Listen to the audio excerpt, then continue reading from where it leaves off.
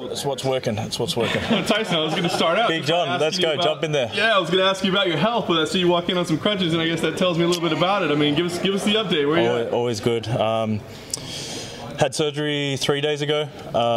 Full ACL Rico. So Shogun got me. Son of a. What exactly happened? I mean, when he kicked my foot out in the second round, early in the second, he kicked my foot out, and it was a non-contact tear, I think they call it, and my knee bent out. Yeah, he got me good. But you can't deal with that in the fight. Like I tried to pretend like it didn't happen, didn't want to tell anyone. Like I was in my head, I knew it tore straight away, but like you just try and pretend like it didn't happen and try and see what can happen from there. I couldn't push off the floor. When I was trying to stand up, I was falling over, but I didn't really know what happened, but I just knew it was bad. So. What's the emotions like from a fight like that? I mean, there's not much you can do about that, right? Yeah. I mean, so how do you walk away after a fight like that? Yeah. I was just happy that I was in there with Shogun. Like it's pretty surreal that this is someone that you watched as a kid, and now you're in there going at him. And if I had kept to the same thing that I was doing in the first round, and so like this is the first time that I tried to watch tape and do something different from the last fight. So like with OSP, I ran in and everyone was like, "Why'd you run in with Shogun?" But I didn't mean to. I blacked out. He caught me with something and I blacked out. And by the time I was holding him, I was like, "Oh shit, I've done the same mistake again."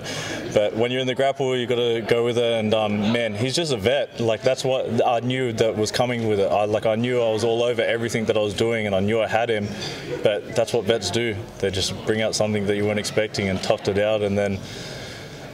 Like I wasn't hurt when he was throwing those bombs. Like I was putting my hands out, but I also couldn't stand up. Like when I was pushing off my knee, it kept popping out. So it was a fine stoppage for me. So what's the emotion been like? I mean, you needed that result, right? I mean, you wanted that result, but again, it's not like a clear loss, it would seem, and not to make excuses. So I mean, what's your feeling like, Vincent? That's why it sucks, because now I'm like 2-0, and both times everyone's gone, "Oh yeah, but you had him." Well, I didn't. I lost. So that's how you have to cop it, and this 12, well, I don't know how long it's going to be. The surgeon hasn't given me a time, but they give like a overestimate and hope for the best. But I'm going to go, I've been like watching all the docos from all the ex-UFC fighters that have done ACLs. I've been prepping beforehand, I prepped hard, I'm already ahead of schedule on what I'm doing, so. I'm coming back strong, and like even I'm trying to do everything that I was weak at. So I don't watch tape. That's one thing that I'm trying to do. So like everything that I'm bad at, I'm trying to be better. Like if I'm going to come back, I want to come back hard. I'm not coming to be 15. Last thing for me, I mean, as you said, it's too early to know, but perfect case. I mean, in your head, when do you think you fight again? I haven't even thought about it. I just I've got so many other plans during this time, and I plan on coming back a little bit heavier, and I plan on coming back a bit stronger. Plan on changing up a little bit things.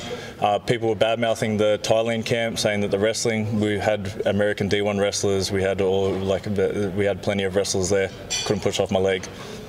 Ty was on the bottom in mount after he got dropped. That's not wrestling. He just decided he wanted to do guard punching, but it was a life-changing camp for me, and the happiest I've ever been. So why wouldn't I go back there? We've got top-level wrestlers that it doesn't make sense. Ty's brought over another D1 wrestler, so we're doing fine, and we're going to come back strong. I've got a couple plans in the books that I don't want to put out too early because I don't want to jump the gun, but I hope you all enjoy it, and I know you will. This might be your first camp that Mark's not around for. How's that going? We're still like Mark's a different animal. Like he's not a normal camp person. Like I'm like even Ty. Like I've got schedule. I'm there like this and this. Mark can rock up on the day, eat KFC and still knock the guy out. Like he doesn't matter if he turns up or not. For me, like I'm a solo person. I don't need a team. I've been doing solo since day one. So if I train by myself or with a group, I'm still going to train hard. Doesn't matter if someone's watching. And you do train a lot of gyms in Sydney. You go around quite a bit, and now you're in Thailand. Do you think that possibly maybe staying in one spot might be better for you? It's just the way you roll. Yeah, so I went to Jackson's. That was a dream of mine. I still love Jackson. I've got a lot of love for a lot of coaches over there. Still keep in contact with them. It's just so expensive, man. Like and with fights, I was going red like every time. Thailand, they're almost paying you to be there, and like the quality of sparring was not very different. And I was also paying for coaches to come over, and still worked out for me. In Sydney, traveling, I want to go to I want to go train with all the best, and we've kept a similar team since James Sahuna. Like he was training with Eagles MMA in Bondi, then I go to Castle Hill for. We've all been training the same route, but that was my plan that might come in the future. So we'll see how that happens. If it comes to fruition, it'll be very cool. So yeah, I've got experiences in my life that I experienced places that I was at, and I was like, man, I want to do this in Australia. We don't have it yet. So that's. You and your dad are really close. How helpful has he been? Not close? We do it for TV. He beat me my whole life. Yeah, well, during this difficult period, did he stop beating you and try to help you get through this difficult period? Because social media, it looks like you guys have been working out together, and he's been trying to sort of get you through this tough time. It's definitely not a tough time for me. I don't know. I might be weird. Like, I don't know if it's weird. It's not tough for me. Like, if UFC dropped me tomorrow, I'd just keep training until I got back into UFC. I wouldn't go like cry about it. So it's not like that. But Dad's always there, always hard on like.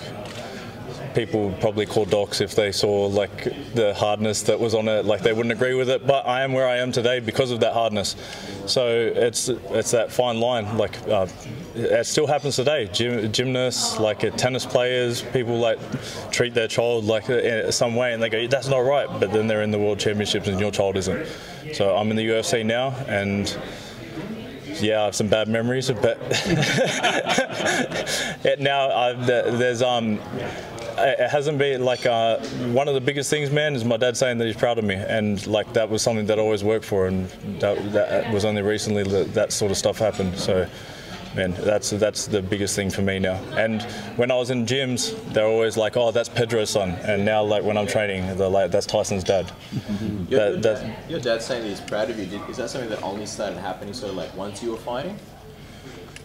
No.